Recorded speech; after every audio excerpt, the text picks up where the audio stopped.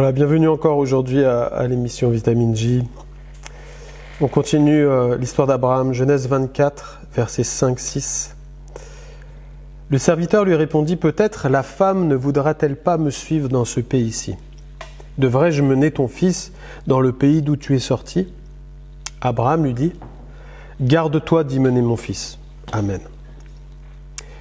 On est toujours avec ce serviteur qui est missionné par Abraham pour aller chercher une épouse pour Isaac, à qui il lui a donné des recommandations, qu'il ne fallait pas qu'il prenne une femme sortie du pays de Canaan, mais une femme qui craint l'Éternel, une femme de son clan, une femme qui aura une destinée en Dieu avec son fils et avec qui il n'y aura pas de compromis pour servir l'Éternel. Et on voit que Abraham, il est ferme sur la parole. Il est ferme sur ce qu'il a reçu comme directive. Il aurait pu rentrer dans cette considération que le serviteur a et puis commencer à parfois un peu contourner le truc, arrondir les angles, comme parfois nous on est tenté de faire avec les Écritures. Mais lui, il est sérieux avec la parole de Dieu.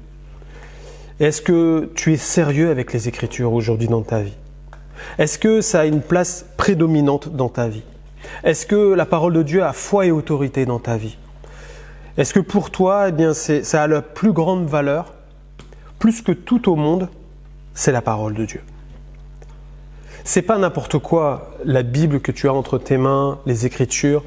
C'est Dieu qui parle à chacun d'entre nous et qui a voulu que le Saint-Esprit utilise des hommes capables d'écrire et de rapporter ces paroles afin qu'elles puissent traverser les siècles jusqu'à nous aujourd'hui et encore après, et que de génération en génération, on connaisse son cœur, on connaisse qui il est, on connaisse son plan pour l'humanité, on connaisse aussi notre ennemi et que nous sachions qui nous sommes et c'est quoi le choix qu'il y a à faire dans nos vies.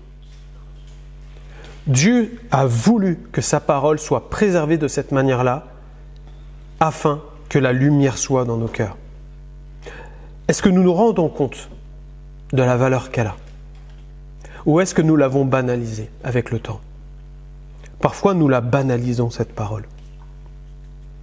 Mais Dieu veille sur sa parole pour l'exécuter.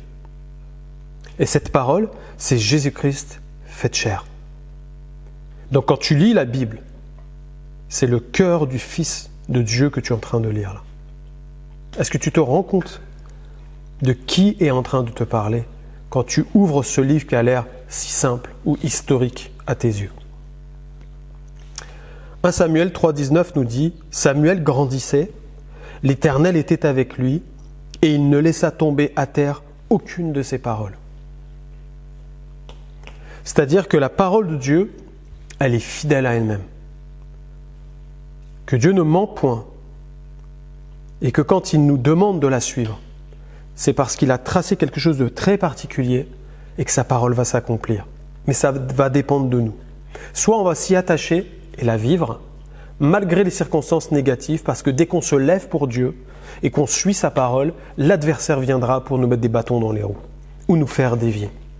On a cette parole de Dieu à Josué qui rentre dans son ministère. Il va lui dire « Ne t'en écarte ni à droite ni à gauche de ma parole. Médite-la jour et nuit. » Parce que c'est en la suivant, en la pratiquant, que tu vas réussir dans tout ce que tu vas entreprendre. Mais ça va tenir à ça, à ma parole. Parce qu'elle est le rocher de ta vie. Et parfois, on peut être dans la désolation, dans des temps où on a raté quelque chose parce qu'on n'a pas suivi la parole de Dieu à la lettre. Et ton cœur et mon cœur doivent être attachés aux Écritures et croire les Écritures. Abraham était attaché à ce que Dieu lui avait dit, lui avait recommandé de suivre. Et quand ce serviteur va dire « peut-être que », etc., il va sentir que là, il y a une tactique de l'adversaire pour venir essayer de troubler son cœur et d'ouvrir une porte, une brèche à quelque chose qu'il faut éviter à tout prix, le mélange et le compromis. Et quand il entend ça, c'est comme le serpent quand il a parlé à Adam et Ève. Dans le jardin, il leur dit « mais est-ce que vraiment Dieu a réellement dit ?» Ils n'ont pas senti la tactique de l'adversaire de les faire déjouer de la parole, de ce qui était sorti de la bouche de Dieu pour eux. Et on connaît la suite et les conséquences de ce qui va se passer. C'est que le péché va entrer dans le monde et ça va être la destruction. Si on s'attache à la parole de Dieu, alors on réussira. Oui, il y aura des combats, mais on réussira. Mais dès qu'on dévie de la parole de Dieu ou qu'on fait des compromis avec la parole de Dieu, alors on se fait du mal et on ne rentre plus dans les plans de Dieu pour notre vie et on risque de mal finir. Et ce n'est pas ce que Dieu veut pour nos vies. David disait, ta parole, c'est la lampe sur mon sentier. Elle éclaire mon chemin, elle éclaire ma route. Elle est sûre, elle est fiable. Tes témoignages sont véritables. Ta parole, elle est au fond de mon cœur, disait David, parce que je ne veux pas m'en écarter. Est-ce qu'aujourd'hui, la parole de Dieu, elle est au fond de ton cœur et que tu la tiens pour vrai? Et que peut-être tu as la pression extérieure de ta famille en ce moment, qui est en train de te dire, mais ton Dieu dit ça, la parole de Dieu dit ça, mais on peut faire comme ça, on peut, oh tu sais, Dieu n'est pas contre que tu fasses ceci, cela. Et tu sens que là, c'est des choses qu'on veut t'amener dans du compromis. Sois ferme sur les Écritures. Sois ferme et sois droit avec Dieu. Et tu verras que Dieu te bénira. Oui, tu auras de l'oppression, tu auras des attaques, tu auras peut-être du rejet dans ta vie. Mais Jésus dira, heureux ceux qui seront maltraités à cause de mon nom. Parce que ceux-là, ils vont être comblés par mon esprit. Ils seront appelés fils de Dieu. Et Dieu sait ce qu'il veut faire dans ta vie. Aujourd'hui, attache-toi à la parole de Dieu. Abraham, va répondre à cet homme-là, à son serviteur d'une manière très radicale. Garde-toi d'y mener mon fils. C'est un ordre en fait qu'il donne là. Et donc il a dû bien dire ça clairement comme une épée en fait. Ça a tranché la discussion à dire t'as pas intérêt à faire ça. Parce que sinon, ça va être la déroute pour la suite. Et ça, je ne veux pas. Je ne permettrai pas à l'adversaire de faire quoi que ce soit. On voit qu'il est dans la résistance. Et la Bible nous dit, 1 Pierre 5,9, résistez-lui avec une foi ferme. Résistez-lui. On a ce texte avec Jésus et Satan, et Pierre qui est en train de parler à Jésus, et tout d'un coup qui va lui dire, mais non, mais moi j'empêcherai que tu ailles à la croix, etc.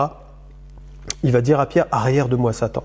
Jésus a eu ce discernement et est resté ferme dans ce que le Père voulait faire à travers sa vie. Alors que le Seigneur puisse t'éclairer, te montrer quand il y a des pièges de l'adversaire qui veulent te faire dévier de ce que dit la Bible. Et applique ton cœur. Ésaïe 26,3, celui qui est ferme dans ses sentiments. Tu assures la paix parce qu'il se confie en toi. Que veux-tu vivre avec ton Dieu? Reste dans sa paix, reste dans son repos par la foi. On va prier. Père, merci pour ta parole. Je veux m'appuyer aujourd'hui sur ce que tu m'as dit et sur ce que tu as écrit. Seigneur, je veux appliquer mon cœur à saisir ce que toi tu as dit et à le vivre au quotidien.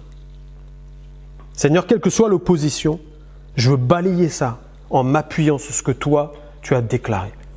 Merci Seigneur de m'apprendre à être ferme et à résister. Dans le nom de Jésus et pour ta gloire. Amen. Que Dieu vous bénisse. On se retrouve demain.